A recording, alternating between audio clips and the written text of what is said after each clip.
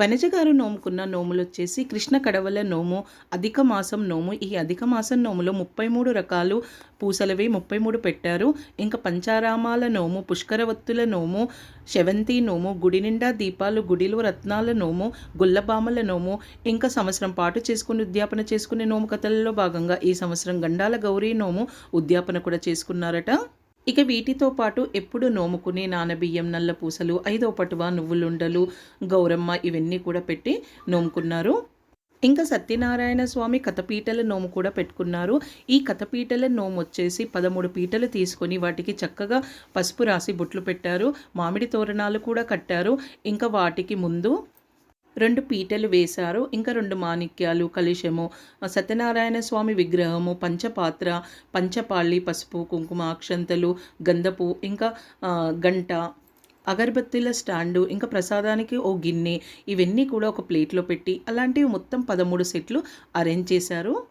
ఇలా సత్యనారాయణ స్వామి పీటల నోము పెట్టి గౌరమ్మను పెట్టి నోముకున్నారు.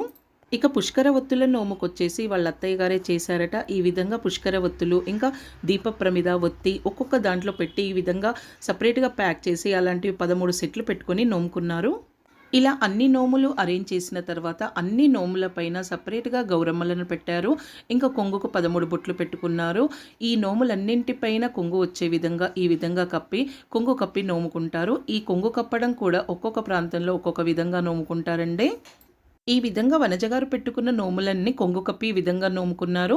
తర్వాత వాళ్ళ తోటి కోడలైన శ్రవంతి గారు నోముకునే నోములు, ఆ నోములు వచ్చేసి 5వ పటువ, పసుపు కుంకుమ, నానబియ్యం, నల్లపూసలు, ఇంకా పుట్నాలుండలు ఇవన్నీ కూడా ఈ విధంగా పెట్టారు. వీటితో పాటు కృష్ణ కడవలు, పంచారామాల నోము, శవంతి నోము, గుడిలో రత్నాలు, గుడి నిండా దీపాల నోము, ఇంకా పరశుల నోము, ఇలా చాలా రకాల నోములు పెట్టుకొని నోముకున్నారు.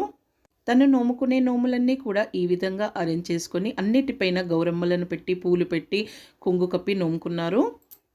ఇంట్లో ఎంతమంది కోడళ్ళుంటే అంతమందికి కూడా సపరేట్గా 5వ పటువ పసుపు కుంకుమ పెట్టి ఈ విధంగా గౌరమ్మలు సపరేట్గా పెట్టుకొని కొంగుకు 13 బొట్లు పెట్టుకొని నోములన్నింటిపైన వచ్చే విధంగా కొంగు కప్పి నోముకుంటారు.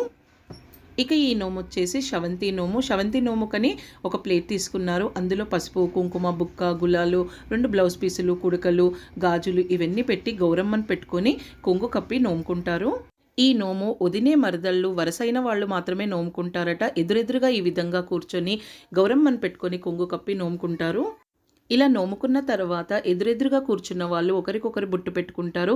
తర్వాత బుక్క, గులాలు, ఇంకా పత్తి గింజలు అన్నీ ఒకరిపైన ఒకరు చల్లుకుంటారట. చల్లుకున్న తర్వాత అత్తరు కూడా పెట్టారు. ఈ విధంగా పెట్టి బొట్టు పెట్టి బ్లౌజ్ పీసులు ఇచ్చారు. వీటితో పాటు గాజులు, కుడకలు ఇవన్నీ కూడా ఒళ్ళో పెట్టారు. ఈ విధంగా ఇంట్లో ఈ నోములన్నీ పూర్తి చేసుకున్న తర్వాత గుడికి వెళ్ళి గుడిలో రత్నాలు, గుడి నిండా దీపాల నోము అని నోముకున్నారు. ఇలా 13 దీపాలను ప్లేట్లో పెట్టి జొన్నలను 13 ప్యాకెట్లుగా ప్యాక్ చేసి అందులో గౌరమ్మను పెట్టి అందరూ కొంగు కప్పి నోముకున్నారు.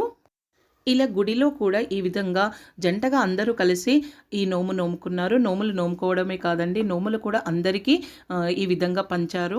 బంధువులకు, స్నేహితులకు అందరికీ కూడా నోముకున్న నోములన్నీ పంచాలి. ఒక నోము మనం ఉంచుకొని ఒకటి బ్రాహ్మణులకు ఇచ్చి మిగతావన్నీ పంచుతారు.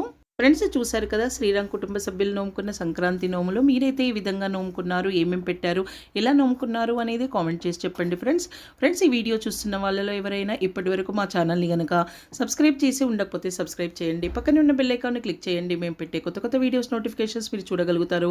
అలాగే వీడియోకి ఒక లైక్ ఇవ్వండి. వీడియో ఎలా ఉందనేది కామెంట్ చేసి చెప్పండి. మరో కొత్త వీడియోతో మీ ముందు ఉంటాను.